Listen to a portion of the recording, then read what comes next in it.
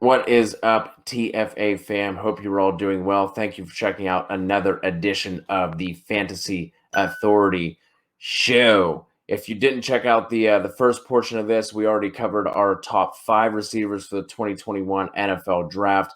Today, we're going to be talking about those receivers that are sitting in the 6 to 10 range for us.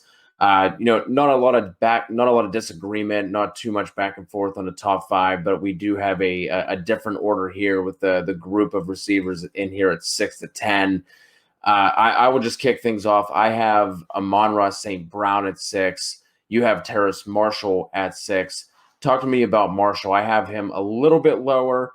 I like the safety of Amon-Ra St. Brown, but what do you like about Marshall? It has him here at 6 for you. Yeah, I mean, I think for me, I think he's kind of the forgotten man in that LSU offense, at least last year, right? Because it was all about Justin Jefferson and Jamar Chase, and people kind of forget that Terrace Marshall himself that year put up 46 receptions, 670 yards, but he had 13 touchdowns.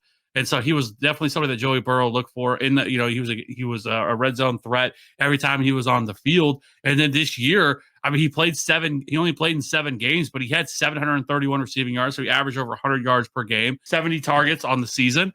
This year, he had 6 deep catches, 9 contested catches, which in 7 games is super impressive. And so for me, like, he just has a big catch radius. And I felt like that he's kind of a rare, tall wide receiver with a lot of speed to burn. And he, more often than not, when you watch him, he just beats corners over and over and over again at the line. He offers terrific size. I think physicality, his hands, ball skills, his run after the catch ability, he's just kind of the total package. I don't think he's on the same level as a Devontae Smith or a Jamar Chase, but I think that he has the ability to be a really good wide receiver at the next level. He's 6'3", 200, so he's a little bit slighter in terms of his size, but not terrible. He's still only 20 years old. 46.5 college dominator, which was 92nd percentile with a 19.2 breakout age, which is another thing that you love to see with him. So I think that he has all the tools and the skill set to be a your prototypical X wide receiver at the next level. And so again, I think that he's probably going to end up being a second, maybe third round pick. And depending on where he lands, I think he could be a really solid guy and somebody that I think that's kind of being overlooked in this class and really we could end up being. I wouldn't be surprised if we look back on this class and say Terrace Marshall it was a top 4 or 5 guy from this class. This is normally the type of receiver that I end up falling in love with. A bigger guy, 6'3", 200, especially whenever you're comparing him to the Waddles and the Devonta Smiths, of this class, Rondell Moores and guys like that.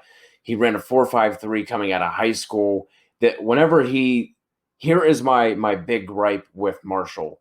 Whenever he decides that he wants to bust his ass, like, I think you can put like some of his, if to make a highlight tape, you could put his in with the top 5 that we talked about on the previous show, and he definitely has a right to be in there. But there were just a lot of times when I was watching him where it was just like, and I know there's so many college programs and players that do this now where they're taking plays off and kind of just going through the motions, but it just seemed like he did that more often than a bunch of these other receivers, and it was just something that I wanted to like him. I wanted to like him a lot, and I was just like, on his plays that are really good, I'm just like, just give me that effort all the time. Just do that all the time, please. And there are other times where he's like basically walking through his routes. I agree with what you're saying with, we look at this class 2-3 years down the line and we're like, man, Marshall was the guy, because he definitely could be.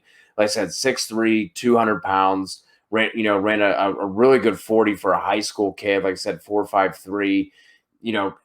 His 2019 season, he had, statistically, that was a really nice season, especially whenever you're comparing it, that he was sharing the field and sharing targets with 2 first-round picks, obviously assuming that Chase goes in the first round, which would be an absolute complete bombshell if he doesn't. It's just a couple of those things. I'm just like, man, like I just want to see that all the time. I want to see that more consistently. But in terms of upside, I could definitely see that. I just have Amon-Ra St. Brown at 6. Like I said, I just think he's really safe, right?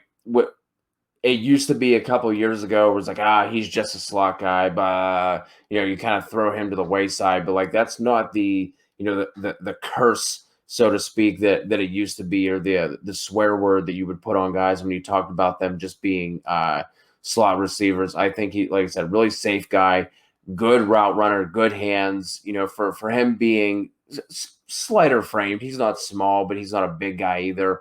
He will get in there and do the dirty work. You see him blocking, going over the middle, making contested catches, and with guys draped over him. So in terms of his route running and his separation, I really like that about him. And that's the reason why I have St. Brown here at the top of this tier for me with these guys from 6 to 10, just because I think he is the safest and most well-rounded out of the group. I mean, I could definitely see that. Like you said, 6'1", 195, 33.1 college dominator, 18.9 breakout age. Again, another really big positive, over 90th percentile. Broke out at 2018 with 60 receptions, 750 yards, 3 touchdowns. Nothing's really going to pop out at you. But he only played 6 games this year, 41 receptions, 478 receiving yards, 7 touchdowns. I thought he had tremendous body control. I think he can be a real weapon in terms of yards after the catch. Consistently makes the first man miss. I think some weaknesses. I mean, he's not a burner. It's definitely not. I think he wins more in just being more of a nuanced route runner, kind of a technician there.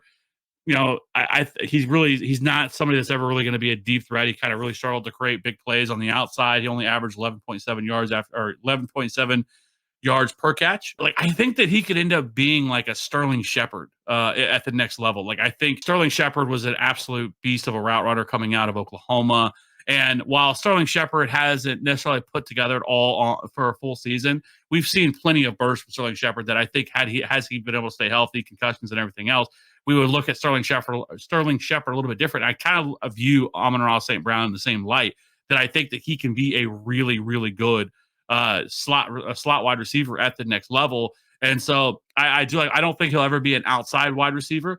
Even maybe his ceiling could end up being like a Tyler Boyd, which obviously I know you would love that. But I think Amon-Ra St. Brown is a really good, well-rounded prospect. I don't think he has an incredibly high ceiling, but I think that he has a really, really safe floor. And so, in terms of rookie drafts and where he lands, I think he could be a really fun prospect. Yeah, I agree. Ceiling probably not there unless you're going to give him Keenan Allen or Jarvis Landry type of target volume. Like he's going to have to survive on volume. Like he's not going to get it done down the field like you were mentioning. We do have one spot where we both agree on here, and that is Tylan Wallace coming in at 7 for us. I love watching him play. You want to talk about somebody with body control and his ability to go up and attack the ball at its highest point. That is just all over his tape. I think when it comes to, if we're looking at like just body control, I think he might be at the top of the class. Like he is so much fun to watch whenever the ball is in the air. I would love to have him in my top 5. The thing that's crazy to me, depending on where you look, he's listed at somewhere between 5'11", 6 foot, 185 to 190-ish kind of range. But he plays on the outside like he is 6'2", 215 pounds. Like he plays much bigger than what he's listed at. I would say that he's a solid athlete. I don't think he's necessarily a bad one, but I don't think he's a great one either. So like that is the big question I have for him, is if he isn't an above average athlete, is he going to be able to win in the same way that he won at the college level? But I do think that there is definitely a role for him in the NFL. Maybe he goes and plays more of like a stretch slot Z kind of type of receiver instead of on the outside as an X. But he's a lot of fun to watch, man. I'm curious what you thought of him. I echo a lot of things that you think about him. Like, I think that he can be a tremendous deep threat at the next level because, I mean, we saw it. I mean, he had 43 contested catches, which is the most in FBS over the last 3 seasons. This year, he had 13 contested catches, which was 4th. He wasn't really utilized much from the slot, only 9 receptions for 116 yards, 408 deep yards, 12 receptions of 20-plus yards, which is 5th.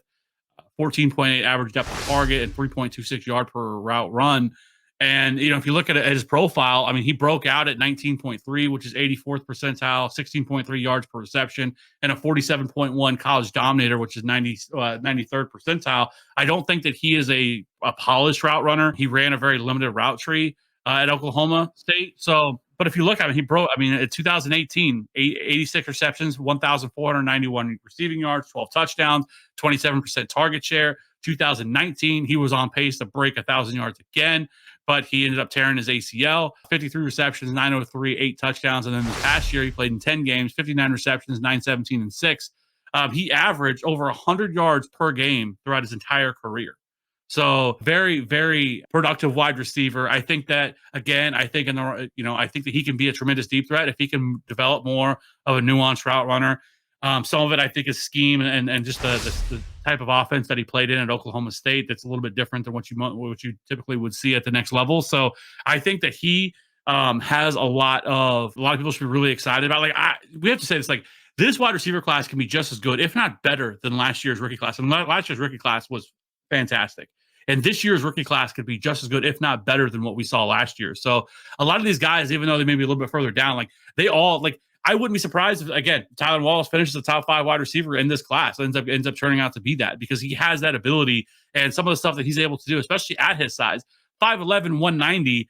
You don't typically see these guys that can go up and consistently win at the catch point at that size, and he is able to do that time and time and time again.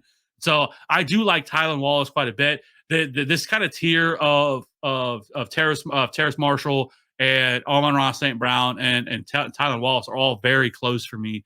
I think I could put Elijah Moore in there as well. I think that he offers a lot on the next level as well. But for me, Tylan Wallace is I think, somebody that I am really excited about at the next level. It would be a lot of fun to see, and obviously for all of these wide receivers, but Wallace especially to land with Green Bay, just because of how good Wallace is at that back shoulder adjustment, and just having Aaron Rodgers just put it there for him over and over again. That would be if you would have watched somebody who is really good at that back shoulder, just going up in the air, making that adjustment with the body control.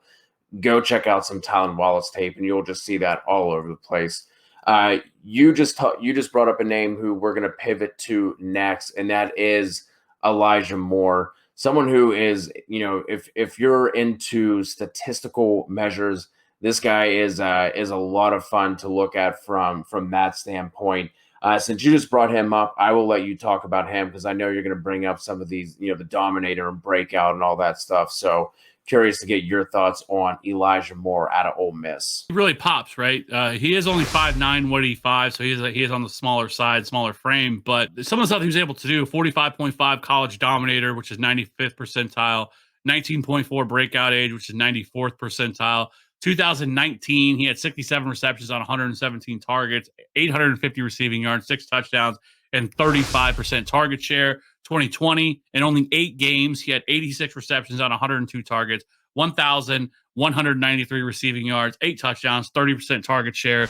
And again, like you were just talking about, his advanced numbers: 5th in yards after contact per reception, or 505 yards after contact, 18 missed tackles forced, which was 6th, 11 deep catches was 9th, 490 deep yards was 7th, 61 slot receptions, which was 4th, 888 slot yards, and 3.85 yards per route run. He is just an absolute weapon. What he was able to do, he jumps off the page analytically. I think he just has that ideal combination of speed and quicks. I think he can be somebody. I think he's probably going to be a slot guy. I don't think he's ever going to be somebody that you're going to use on the outside, and he's not going to win that way. But he's definitely someone that you want to get the ball in his hands. I think he can be an absolute dynamite playmaker, and somebody that I think you can just kind of move around all over the field. You're just trying to get him in space and let him do what he does best, because once he gets in space, he's absolutely lethal. So Elijah Moore is somebody that's really kind of a hot name, moving up a lot of people's boards. People talked about him that he could possibly find his way into the first round. I would be a little surprised if he gets there. There's a couple of names right now that are floating around. I know somebody that we're not going to talk about, Tutu Atwell, is another guy that I've seen some people mock into the first round, which I would be surprised about. But Daniel Jeremiah, who is, if you want somebody that is locked in to their mocks and everything, they do a really good job with all that stuff and is really tied in to a lot of NFL franchises. Daniel Jeremiah is mocking him in the first round for Tutu Atwell. That's what I thought. I thought that seemed pretty high, but he is very well connected. But again, Elijah Moore is another guy that he really likes as well. So I think he's a really fun prospect, and somebody that I think at the next level, wherever he lands, could be a lot of fun. You're bringing up his statistical output and his size, right? The crazy thing is he has been that entire passing offense for 2 years in a row. And he's playing in the SEC, so it's not like he's doing this at 5'9", 185 and, the Mountain West or something like that. So just to throw a couple quick numbers out there, 2019, he had 67 catches for 850 yards. The next closest in catches was their running back, Jaron Ely, had 20 catches, and then another wide receiver had 192 yards. This year in 2020, you mentioned, the stats, 86 for nearly 1,200 yards.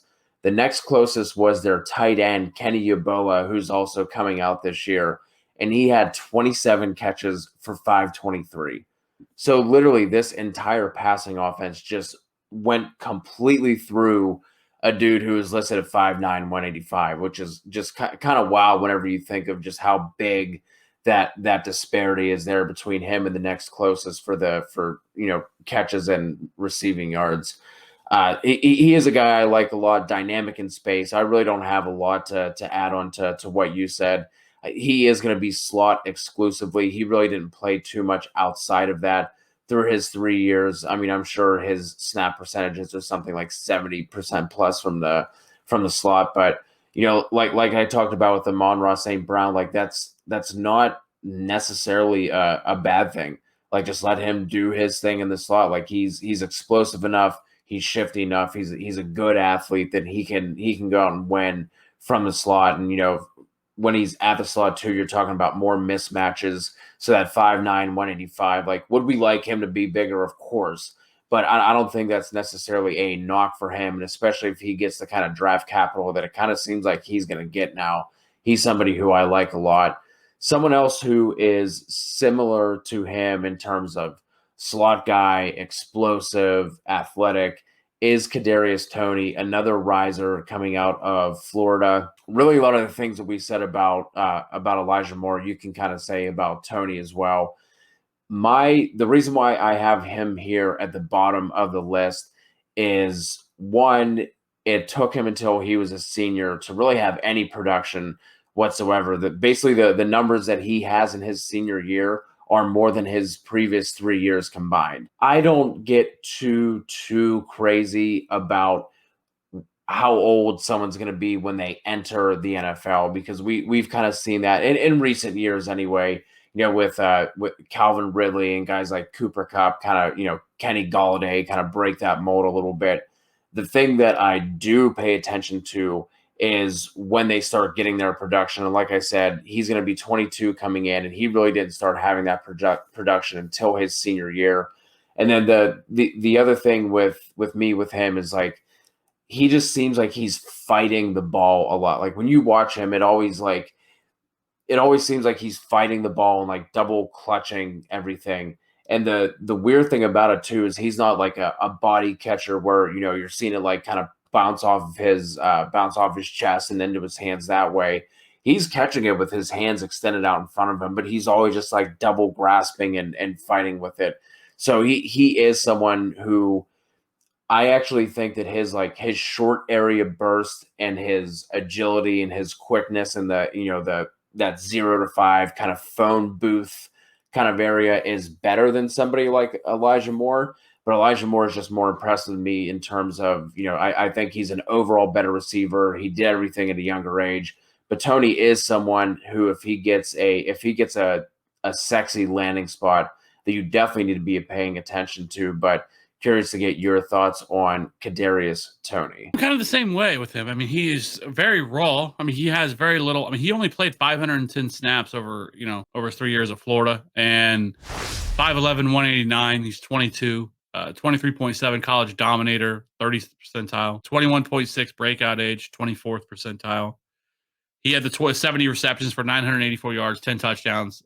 And it's not like he's like, in terms of the Florida, wide receiver room, that like there's been all these like all pro guys, like these first, second round pick NFL draft picks coming out in terms of the wide receivers. This is not the case. Like, and he has never really been able to do anything. Now, some of that is they really never had a quarterback till this year, Kyle Trask. The guys they had before, the last 2 years before that, was terrible. The offenses were terrible. And so, maybe that has something to do with it. But even this year, I mean, he's 6.8 yards after contact per touch, 52nd, 20 missed tackles forced, which shows up exactly the stuff that you're talking about, which was 5th among all wide receivers, but a 7.7 average depth of target, 7 deep catches for 266 yards. He had 55 slot receptions for 784 yards and a 2.62 yards per route run, which isn't very good either. When you watch him, I mean, he is electric whenever he gets the ball in his hands. Like, that's what you want to do, and whenever you can. He, for his size, like, he has really good contact balance. He bounces off of guys, and he will run through people. He is not afraid of contact, and I mean, he has elite acceleration, and his flexibility is very fluid wide receiver, but very, very raw, very limited. He is a terrible route runner. He's just an athlete, and so I could see teams at the NFL level getting really excited about that, and wanting to use him as a weapon, and kind of get the ball in his hands, in space, and a lot of bubble screens and stuff like that, slants, kind of get him out in space, and let him do what he does. But in terms of just winning as a wide receiver, like, I don't think that, at least right now where he's at, no. He's still very raw, and again, he's a guy that people have talked about going at the end of the first round, and just because of his athleticism. But I don't know, especially as being an older prospect, like, I'm not all that excited about it. I think there might even be some wide receivers going after him that we didn't even talk about that maybe I could end up liking a little bit more. But I think consensus says that he's probably going in the top 10 for a lot of people.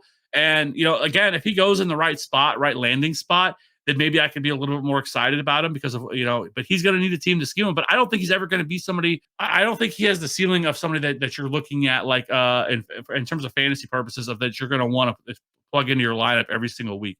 Unless he just really grows as a route runner and becomes much polished there, because right now he's not. And right now, like I said, he's just an athlete. So he could end up just being kind of a gadget guy, kind of like we saw a little bit like from Percy Harvin a little bit, where I don't know if you're ever going to trust him on a week-to-week basis to want to play with fantasy football. So I think that's the last of the top 10. Why don't you just give me a couple real quick of your guys that are going past this? I know you have one that you should probably talk about that is like the guy is like sexy because his fucking speed is insane. He's an older player, but like he has fucking true like elite speed for his size. But people are talking about his off the field bad attitude, which is fucking stupid. I don't really care about that at the next level. I don't know why we're trying to gauge that. Why don't you talk to us about your boy from FSU? If you want to talk about, especially in your dynasty rookie drafts, and I don't think he's going to get the draft capital to really shoot up boards,